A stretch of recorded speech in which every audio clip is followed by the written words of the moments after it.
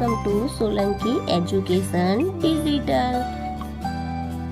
કેમ છો બાળકો? ચાલો આજે આપણે શીખીશું ધોરણ 5 ગુજરાતી સદ્યપોથી પાઠ છે ચોથો, તડકો અધમળ ડાંગર જલમલ.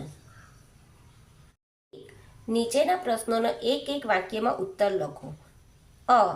અનું 1, વસંતરાયે બારી પરથી પડદો કેમ ઉતાર્યો હતો? વસંતરાયને એમ જ મનમાં આવ્યું અને ખુરશી પરથી ઊભા થઈને તેમણે હવાથી હલતા પડદાને બારી ઉપરથી ઉતાર્યો હતો. બીજું, ઓછવલાલ સણસો મંગાવવાનું કારણ શું સમજ્યા હતા? ઓછવલાલ સણસો મંગાવવાનું કારણ નાગદાદા દેખાયા હશે એવું સમજ્યા હતા. વસંતરાય પલંગ પર ચડવા ગયા ત્યારે પડવા જેવા કેમ થયેલા? ત્રીજું, વસંતરાય પલંગ પર ચડવા ગયા ત્યારે પડવા જેવા કેમ થયેલા? વસંતરાય પડવા જેવા થયેલા કેમ કે તેમનું ધોતિયું તેમના પગમાં લપટાયેલું તોય તે દોડ્યા હતા. ફાયર બ્રિગેડવાળા શું લઈને આવ્યા? ફાયર બ્રિગેડવાળા માછલી પકડવાની જાળ, પાણી છાંટવાની પાઇપ અને ફાયર પ્રૂફ કપડાં લઈને આવ્યા. 5મું, ફાયર બ્રિગેડ આવી પહોંચી છે એ વાતની બધાને કેવી રીતે ખબર પડી? લાઈ બંબાની સાયરન વાગી, તેથી ફાયર બ્રિગેડ આવી પહોંચી છે તે બધાને ખબર પડી. તડકો જોઈ લાઈ બંબાવાળાએ શું કર્યું? તડકો જોઈને લાઈ બંબાવાળાઓ દોડતા બંબે જઈ સાયરન વગાડતા વગાડતા નાસી ગયા. તરલિકાએ તેની બાને તડકાથી ચેતવવા માટે શું કર્યું? તરલિકાએ કહ્યું, બા ત્યાં બારીએ ન જતી. પહેલું, વસંતરાય તડકાને ઓરડામાંથી બહાર કાઢવા શું લાવવા કહ્યું? વસંતરાય તડકાને ઓરડામાંથી બહાર કાઢવા સાવરણી લાવવા કહ્યું. તરલિકા તડકાથી બચવા માટે વસંતરાયને શાના પર ચડી જવા કહ્યું? તરલિકાએ તડકાથી બચવા માટે વસંતરાયને પલંગ પર ચડી જવા કહ્યું. તરલિકાનું ઘર ક્યાં હતું? તરલિકાનું ઘર નરસિંહ એપાર્ટમેન્ટ, ટોલ નાકા, ગણેશ બિલ્ડિંગથી આગળ, અમદાવાદ 22માં હતું. ચોથું, તરલિકાએ ઓછવલાલને 300 ઊંચો લઈ લેવા શા માટે કહ્યું? તડકો ખસી ઓછવલાલ તરફ આવતો હતો માટે તરલિકાએ 300 ઊંચો લઈ લેવા કહ્યું. 5મું, તરલિકાએ ઓછવલાલને શું આશ્વાસન આપ્યું?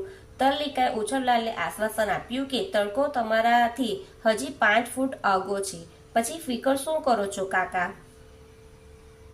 પ્રશ્ન 2, નીચેના પ્રશ્નોનો 2-3 વાક્યમાં ઉત્તર લખો.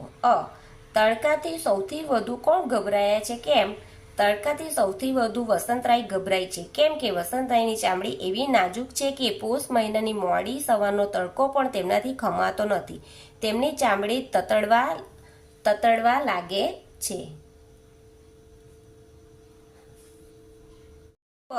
નું 1, ઓછવલાલ પોતાના કાન વિશે શું કહેતા? ઓછવલાલ પોતાના કાન વિશે કહેતા કે રાત દાડો આપણે જાગતા ને જાગતા હો રાજા, એક સહેજ સરખો સંચાર થાય અડધી રાત્રે તોય એ મારા કાન બહાર જાય નહીં હો, મારા કાન કૂતરાથી ભૂંડા છે. ઓછવલાલે તરલિકાને પૂછ્યું, નાગદાદાએ દેખા દીધી છે તારે? તરલિકાએ શું કહ્યું? તરલિકાએ કહ્યું, સાફ ને તો ગણે જ છે, એને તો પૂંછડી જલને ફંગોળી દો. આ તો જુઓ ને ઓછવ કાકા, આટલો બધો તડકો. તરલિકાને ફાયર બ્રિગેડ વાળાને ફોન કરવાનું કોણે કહ્યું? તેમણે ફાયર બ્રિગેડ વાળાને શું કહેવા કહ્યું? તરલિકાને ફાયર બ્રિગેડ વાળાને ફોન કરવાનું ઓછવલાલે કહ્યું કારણ કે અધમણ જેટલો તડકો ઘરમાં ઘૂસી ગયો છે તો માછલા પકડવાની જાળ સાથે આવે. તરલિકાના ઘરે આવી બંબાવાળાએ શું પૂછ્યું? બંબાવાળાએ પૂછ્યું કે શું છે? બીજાએ પૂછ્યું આગ લાગી છે? ત્રીજાએ પૂછ્યું જવાબ આપો નહીં, થયું છે શું? 5મું, બા ઓરડામાં આવતા ઓછવલાલે શું વિચાર્યું? બા ઓરડામાં ઓછવલાલ તડકામાં દાઝીને મૃત્યુ પામેલા એક સાથે અનેક માણસોને યાદ કર્યા. તેમણે આંખો મીચી વિચાર્યું કે બિચારા બહેરા ભાભી આ તલ્લીને પરણવાની અધૂરી ઈચ્છા સાથે જ મૃત્યુ પામશે. હે રામ. પ્રશ્ન 3, નીચેના પ્રશ્નનો ઉત્તર લખો. તમને સૌથી સાહસિક પાત્ર કોણ લાગ્યું? કેમ? મને સૌથી સાહસિક પાત્ર તરલિકા લાગી. કેમ કે ઓછવલાલે તેને નાગદાદા દેખાયાનું પૂછતા તે હિંમતવાન જવાબ આપે છે. આ ઉપરાંતથી વસંતરાય, ઓછવલાલ અને તેની માતાને તડકાથી બચવા અંગે સલાહ સૂચન કરે છે. વસંતરાયે શા માટે બૂમો પાડી? વસંતરાયને એમ જ મનમાં આવતા તેમણે ખુરશી પરથી ઊભા થઈને હવાથી હલતા બારીના પડદો ઉતારી લીધો. પડદો ઉતારવાની સાથે જ અધમણ તડકો ઓરડામાં આવ્યો. વસંતરાયની ચામડી એટલી નાજુક હતી કે તેમને પોષ મહિનાની મોડી સવારનો તડકો પણ સહન થતો નહીં. તેમની ચામડી તતડવા માંડી અને સાથે દાજુ દાજુ થઈ ગયા. તેથી તડકાને બહાર કાઢવા માટે તેમણે બૂમો પાડી. પ્રશ્ન 4. નીચેના વિધાનોમાંથી ખરા વિધાનો સામે ખરું અને ખોટા વિધાન સામે ખોટાની નિશાની કરો. અ. તેનું પહેલું, વસંતરાયના ઓરડાની બારી પૂર્વ દિશા તરફ ખુલે છે. ખરું. તરલિકાનો અવાજ લાઉડ સ્પીકર જેવો મોટો છે. ખરું. વસંતરાય વસંત ઋતુ જેવા આનંદી સ્વભાવના છે. ખોટું. તરલિકાની મમ્મી નથી ગમતી, તેથી તરલિકા તેમને બા ડી કહીને બોલાવે છે. ખોટું. ઓછરલાલ રાજાને કહે છે, હું હંમેશા જાગતો જ હોઉં છું. ખોટું. વસંતરાયની ઉંમર વધતા તેઓ સવારે બાળક જેવા બની ગયા છે. ખરું. વસંતરાય ઓછરલાલ જેવા બહાદુર પુરુષો રહેતા હોવાથી તેમનું એપાર્ટમેન્ટનું નામ નર્સરી એપાર્ટમેન્ટ રાખ્યું છે. ખોટું. તરલિકા ભોંય તળિયે જ ઊભી રહે છે. ખોટું. લાઈ બંબાવાળા અધમણ તડકાને જોતા જ ગભરાઈને નાસી છૂટે છે. ખરું. વસંતરાયના ઓરડામાં ઘણો અવાજ થવાથી તેમના પત્નીને લાગે છે કે ઓરડામાં થોડો ખખડાટ થાય છે. ખરું.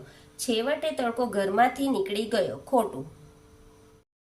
બનું એ. વસંતરાયે તડકો બહાર કાઢવા માટે સાવરણી મંગાવી. ખરું. તરલિકાની બા કાને સાંભળતા નહોતા. ખરું. વસંતરાયનું એપાર્ટમેન્ટનું મહાદેવ બિલ્ડિંગથી 2 મિનિટ દૂર હતું. ખરું. તરલિકાએ બંબાવાળાને તડકો પકડવાની મોટી જાળ લઈને આવવા કહ્યું. ખોટું. ઓછરલાલ તડકાથી ડરતા ન હતા. ખોટું. ત્રણેય બંબાવાળા તડકાથી ડરીને ન હતા. ખરું.